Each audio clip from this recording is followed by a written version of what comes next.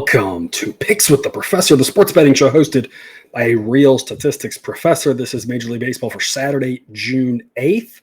It's always recording this here on Friday, late afternoon. So Friday games have not happened yet. Recapping Thursday, continuing the trend of just not a great week, but such a great 2 weeks before that. Still putting us in a pretty good position here. The free show, we did 2 picks. One of them had a starting pitcher change, and so only one of them graded. That was a Twins game. And I think I mentioned this at the comment about it. I think that the game had 13 runs. Each team had about the same number of base runners. There was the rain delay. It was a weird game. And I think the point of that was just those plus odds. That made a lot of sense. It didn't work out for us.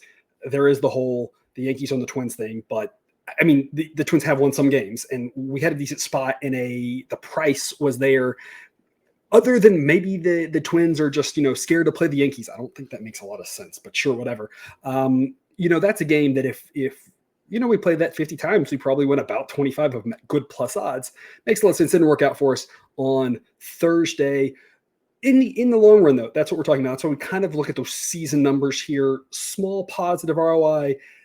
Continue to truck along with the highlighted picks for the since we did the reset again. If you're new here, there's not an arbitrary date. The day before this, we won a lot of money. So if I wanted to pick an arbitrary date, I would have picked the day before.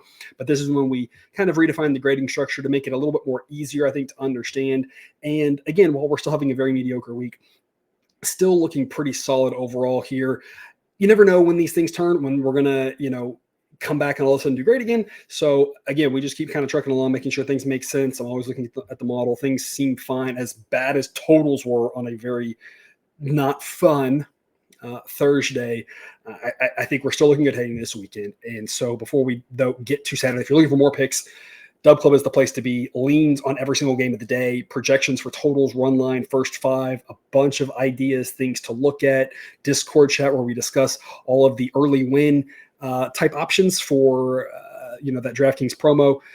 As regrettable as I hate to say that sportsbook name is, how awful they are as a sportsbook. I know a lot of you are still able to place wagers there, unlike myself.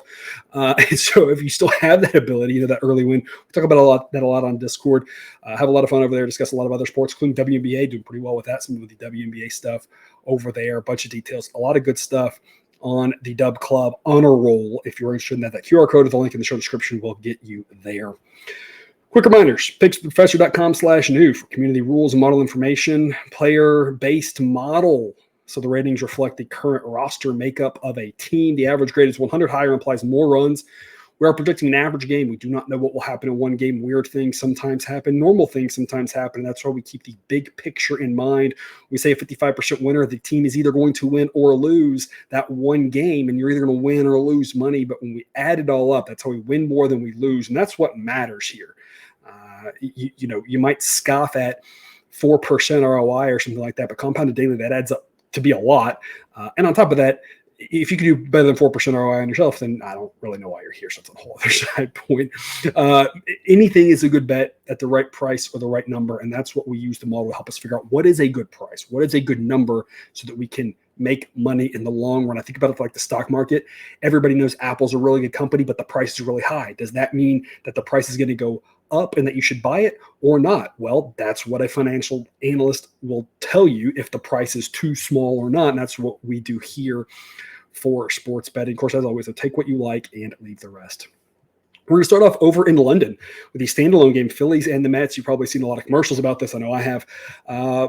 Don't know a lot about that park because it's the weird one in a soccer stadium. So they can actually change the dimensions whenever the heck they feel like. Unlike the Mexico City games or games you go over to like Korea or somewhere where they're playing in baseball stadiums, we have played in the stadium now multiple years, but they could change the dimensions. So just kind of keep that in mind as you're betting a total on this one. They could change enough things on it that there's a lot more questions on this one than any other park. Do you think it'll play fairly hitter friendly though? So expecting a lot of runs. on this one. It should be a nice day. Ranger Suarez and Sean Manaea, a pair of lefties. Manaea is the guy I've talked about here. I think that there's been a lot of times where there's been good value on him in the past about 365 days. We started riding him pretty heavy at the end of last year because he started pitching very okay. Not that he was great, but very solid. And people were treating him as if he was terrible because he did have a terrible run. And I think starting off this year, that made a lot of sense as well, especially playing in such a pitcher-friendly park like Citi Field. That said, 429 xFIP still says he's probably around an average pitcher. The model has him slightly below average. So with Manaea, it's a lot about value in the long run, about is the market treating him like he's Patrick Corbin, or is the market treating him like he's as good as he once was? And depending on the answer how the market's treating him, you can kind of assess if there's value on him. I think we're probably about an equilibrium. Now people realize that Manaea is not terrible. We were backing him earlier in the season a little bit. He's had some good results, but the underlying metrics, again, I think he's nothing but average. And against a really good Phillies offense in this park, the Phillies ought to put up some runs. For the Phillies, Ranger Suarez has been incredible. He's not as good as that 1.7 ERA, but he's a guy I've been touting for a couple of years now, saying how incredible he is. You know, Nolan Wheeler get all the attention, and they are incredible. But Suarez is really, really good. He's the 15th best starting pitcher right now of all healthy starting pitchers, according to the sideline. Now, there are a bunch of other pitchers who are not healthy at the moment, and so that would slide ahead of him, of course, because of all the injuries with the pitchers these days. But that said, he is very, very good. We like him a lot. Bullpen-wise, it is a tale of two bullpens. This Mets bullpen continues to look worse and worse and worse. Losing Diaz, as bad as he was doing right before that, doesn't help. They'll get him back soon. Sounds like he's kind of back to his old self. That'll get them back towards league average, but it's a rough spot for that Mets bullpen. That was earlier in the season when they were winning the strength of that team and top 10 in baseball, and now it's just completely fallen apart from him. But this Phillies bullpen, the model loves, now up to number 2. This Phillies team is really good. I don't need to tell you that. The model says they win 62% of the time, making the threshold for what is a good pick on the Phillies minus 150 or better. We're going to play the Phillies at minus 147. Braves and the Nats, one of the 4:05 p.m. Eastern games. A warm one in Washington, low 80s. Going to be blowing across, but a hitter-friendly ballpark in this one. Weather could give us some runs. Charlie Morton and Mackenzie Gore. Chaz Morton is a guy, as an Astros fan, that I obviously have a soft spot for, and he's had a solid season. 3.88 ERA, 3.94 FIP, 3.82 xFIP. All of that is pretty solid and better than average. The interesting thing with Morton is it's been a very boom or bust. He's either been fantastic or he seemed to really struggle, and there's kind of been no in between, but the overall metrics are still fairly solid. He's maybe not as good as he once was, but he's still a fairly solid pitcher and doing pretty well for his age. Mackenzie Gore, I've mentioned this a lot this year. I think we're in the midst of the Mackenzie Gore breakout season that we've long talked about and thought would happen, knowing that he was a very strong prospect for the Nats. 3.57 ERA, 3.22 FIP, 3.33 xFIP. At this point, I think Gore's passed Morton as the better pitcher. The Nats have an edge there. Unfortunately for them, that's the only place they'll have an edge. The bullpen for the Braves is really good. The offense for the Braves taken a massive step back, obviously with the loss of Acuna, but also just in general, some very bad performances from some of the other guys.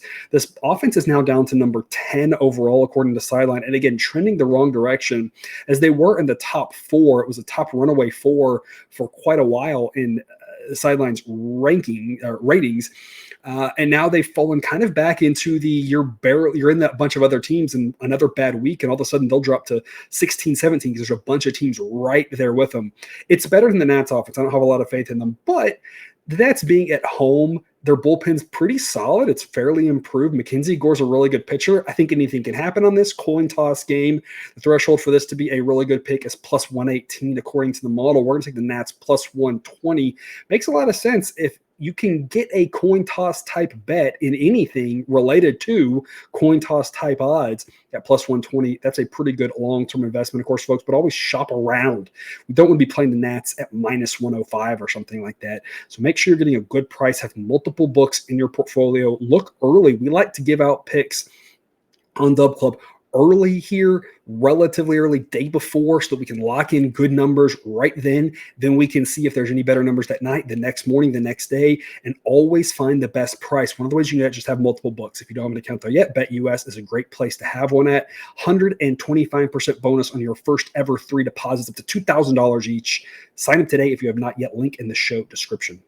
BetUS, America's favorite sportsbook and casino. Live betting and racebook. We're celebrating 30 years with a historic offer. A 125% sign-up bonus on your first 3 deposits. Plus 10% gambler's insurance. Get started today. BetUS, where the game begins.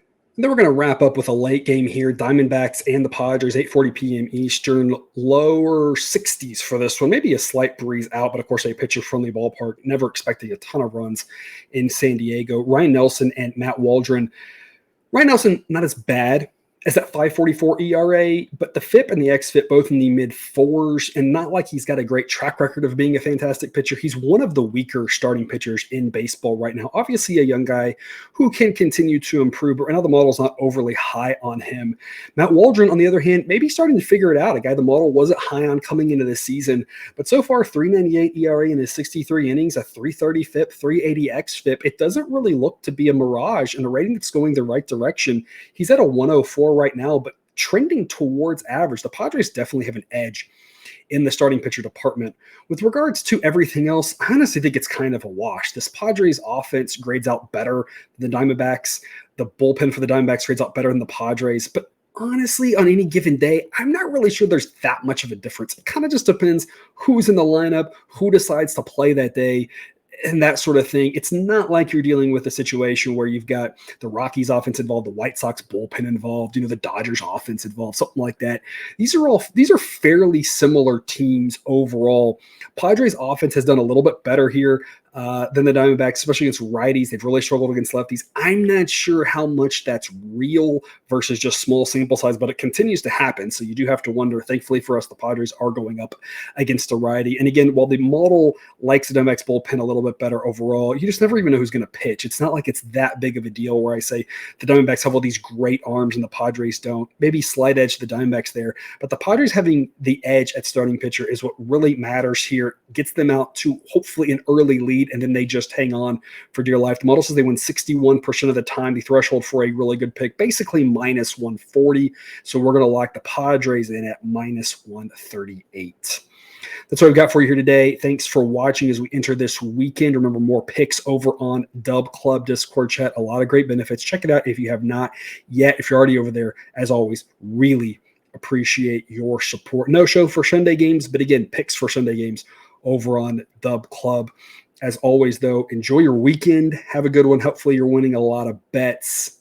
And remember, you can eat your betting money, but please don't bet your eating money.